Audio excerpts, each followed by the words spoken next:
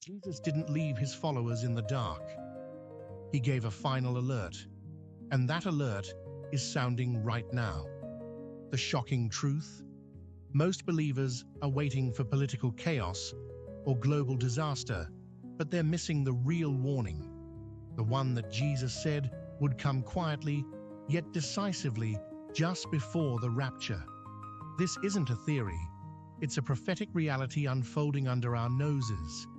And it's happening faster than most realize. We've been trained to look at the wrong part of the timeline, obsessing over dates, signs in the sky, or the mark of the beast. But Jesus pointed to something far more intimate and urgent. He gave a personal alert, a divine wake-up call that separates those who are watching from those who are sleeping. The question isn't, is the alert coming? The truth is, it's already here. And if you've been feeling something shift deep in your spirit, this is why. In this video, we're going to uncover exactly what Jesus said about the rapture timeline, not through speculation, but straight from Scripture.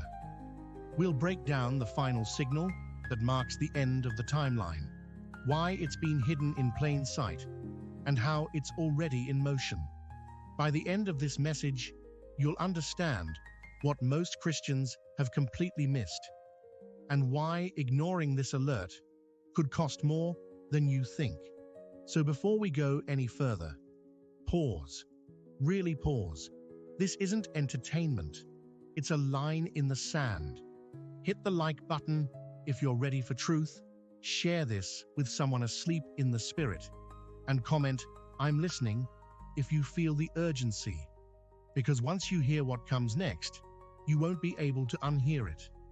Jesus didn't just predict global events, he gave a message that speaks directly to the hearts of his followers. In Matthew 24, Luke 17, and Luke 21, a pattern begins to emerge. In the midst of wars, famines, and earthquakes, a different kind of call arises. Quieter, yet more urgent. It's like a whisper in the middle of a storm, hard to catch if the soul is too noisy. He didn't just talk about catastrophic signs, he emphasized watchfulness, faithfulness, and readiness. A call to stay awake while the rest of the world is spiritually asleep. The curious thing is, while many are waiting for a major event, the real sign is found in everyday life. A watchful heart in the middle of distraction. A faithful spirit, even when everything screams to give up. It's about keeping your lamp burning when the oil is running low. How many times did Jesus say, "Watch"? That's not just advice, it's a warning with eternal weight. After all, those who watch won't be caught off guard. Practically speaking, this means re-evaluating where our focus is. Are we tuned into what God is whispering in private, or just to what the media shouts out loud? Being watchful is more than avoiding obvious sin. It's guarding your heart from subtle deception. A good exercise: turn off your phone for an hour and ask yourself, would my faith survive God's silence for one day? The answer might reveal how spiritually alert you really are. This warning isn't about panic, it's about alignment. Jesus doesn't want us terrified, but prepared. And preparation starts with small, consistent choices. Reading Matthew 24 slowly, fasting once a week, watching your words in traffic. Each small decision becomes an echo of what he already spoke. And the most powerful part, this warning isn't new, but it's more alive than ever. This isn't just another prophecy to file away. It's not an extra detail for end-time charts. It's the final alarm before the door shuts. Jesus compared it to a wedding feast, where only those ready were let in. The parable of the 10 virgins makes this crystal clear. Once the bridegroom arrives, no amount of knocking opens the door. This warning is not part of the noise. It ends the timeline and transitions us into eternity. Imagine someone ignoring the smoke alarm, because they're waiting for the fire to reach the living room. That's how many treat this final alert. They're looking for wars and disasters, while ignoring the condition of their own heart. But Jesus' final warning isn't about what happens outside, it's about what happens inside. He's not pointing to headlines, he's pointing to readiness. Are your spiritual bags packed? This moment is like the final boarding call at an airport. The gate is still open, but for how long? You don't pack your suitcase when they call your name. By then, it's too late. The final nature of this alert means it demands urgency, not anxiety, but action. And that action is deeply personal. Are you living like someone who expects to meet the King? The tragedy is, this warning often gets buried under more dramatic signs. But Jesus framed it as the last call, the moment right before the door closes. That means what we do with this message now is everything. The oil in our lamps, the state of our hearts, the posture of our faith. They all matter deeply. And what comes next in his timeline? Well, that's something we're about to explore. One of the most dangerous mistakes believers make today is misunderstanding this final warning. Many have lumped it together with the visible second coming of Christ, assuming it's all one event. But that couldn't be further from what Jesus taught. The second coming is when he descends in glory, with every eye watching and the world trembling. The final alert, however, is a quiet call to readiness, not to watch the sky, but to watch your heart. It's the moment before the moment, and if you confuse the two, you may miss both. Another major misstep is treating this alert like a parable or symbolic message with no real urgency. Some pastors say, "Oh, it's just a figure of speech, a metaphor for spiritual living." No, Jesus didn't go to the Mount of Olives to give metaphors. He gave warnings that demand a decision. Turning his words into soft poetry is a trick of the enemy, because a warning that doesn't feel urgent will never drive you to prepare. And in spiritual warfare, neutrality is defeat. Sadly, many modern sermons have swept this topic under the rug. Pulpits are flooded with teachings on prosperity, destiny, emotional healing. All important, but often served without the foundation of truth. We have believers claiming abundant life while living like the bridegroom isn't coming. Churches preach comfort, while the King says, "Stay alert." It's like a sleeping army being told to dream bigger, when what they really need is to wake up and get dressed for battle.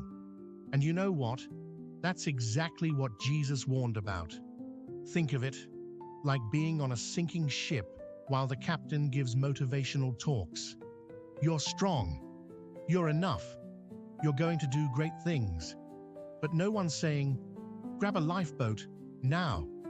The church needs that voice again, a voice that says, "Time is short. Prepare your soul. This is not a drill." Because once you see how this final alert has been softened, twisted, or silenced, you realize that it hasn't lost its power. We've just stopped listening. And what happens when that alarm starts sounding louder than ever? That's where things start to get serious.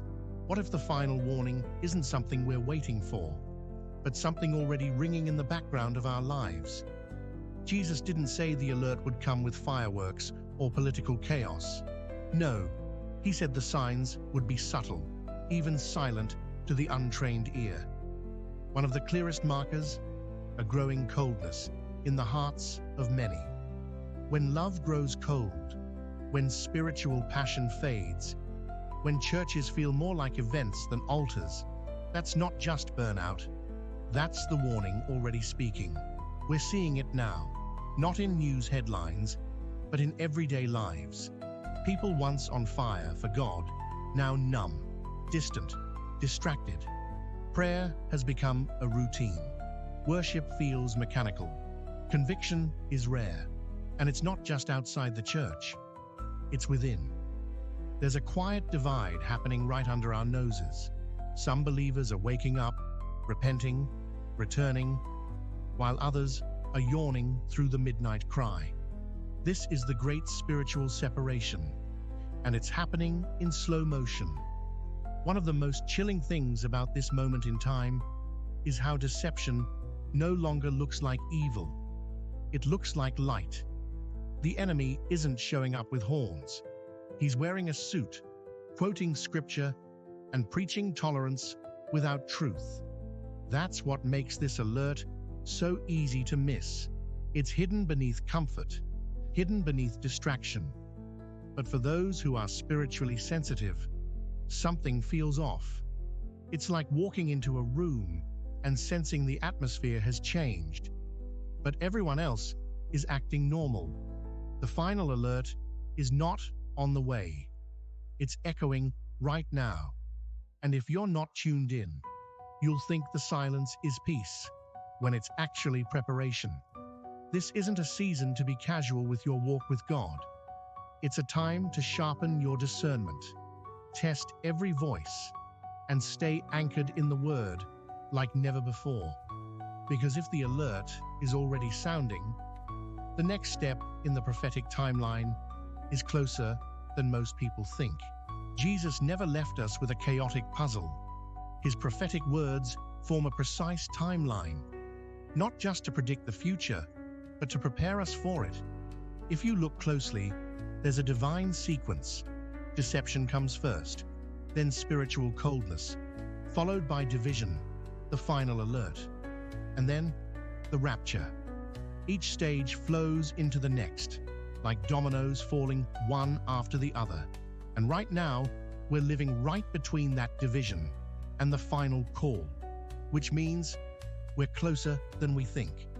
This timeline isn't just fascinating, it's sobering. The deception Jesus warned about. It's not always found in false religions or cults. Sometimes it looks like half-truths preached from pulpits. The coldness, it's in the slow death of prayer lives. The division, it's when believers sit side by side in church, yet one is awakened and the other is asleep. These aren't random spiritual conditions. They are prophetic markers, and each one ticks the clock closer to the final moment. Many treat biblical prophecy like an unsolved mystery, but Jesus was clear. He didn't give us these steps to confuse us. He gave them so we wouldn't be caught off guard. If we ignore the order, we risk thinking we have more time than we do. That's why this alert matters so much. It's the last visible checkpoint before the divine interruption of the rapture. Once this alert finishes echoing, there's no next warning, only fulfillment. It's like hearing the final bell before a rocket launches. There's no countdown after the last beep, just ignition.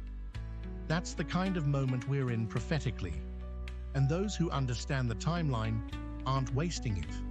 They're aligning their lives, trimming their lamps, and pointing others to the exit door. Because if we know where we are in God's timeline, the next question becomes deeply personal. This warning isn't just global, it's personal. Jesus wasn't speaking to crowds alone. He was speaking to you. The final alert is not about religious debate or prophetic curiosity, it's about decision. You don't respond to it as a group, a denomination, or a nation. You respond to it as a soul, one-on-one, face-to-face with eternity.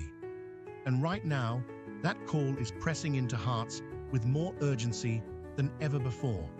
This is the kind of moment that asks a brutal question. Are you watching or are you distracted? Not in theory, but in practice. Are you scrolling endlessly, numbing yourself with content, while heaven is shouting your name? The alert doesn't demand perfection. It demands awareness. It calls for hearts that are still soft, eyes that are still open, and ears that are still willing to hear. And if that's hard to answer, that is the answer. The good news, it's not too late. God isn't looking for religious robots. He's seeking surrendered hearts. And surrender starts with small, practical steps. Wake up 30 minutes earlier and open the Word. Fast one meal a week and spend it in silence before God. Cut ties with the sin you've been negotiating with. These aren't dramatic acts. They're survival moves. In a world sleeping through the sirens, it's those little decisions that mark the ones who heard the call. Jesus never said, "Be successful." He said, "Be ready." And readiness is no longer optional. It's urgent. Because when the alert goes out, the clock starts ticking. And if you've made it this far in the message, then the call has already reached you. Now the only question left is, what will you do with it? Jesus didn't leave us clueless. He gave a final alert, a clear, prophetic signal that is already active in the world and in our hearts. And now, you know what it is. You've seen the warnings, the timeline, and the urgency of the moment we're in. The alarm has been sounding, and you've just heard it loud and clear. The only question left is, what will you do about it? Are you going to go back to life as usual, scrolling, rushing, pretending tomorrow is guaranteed?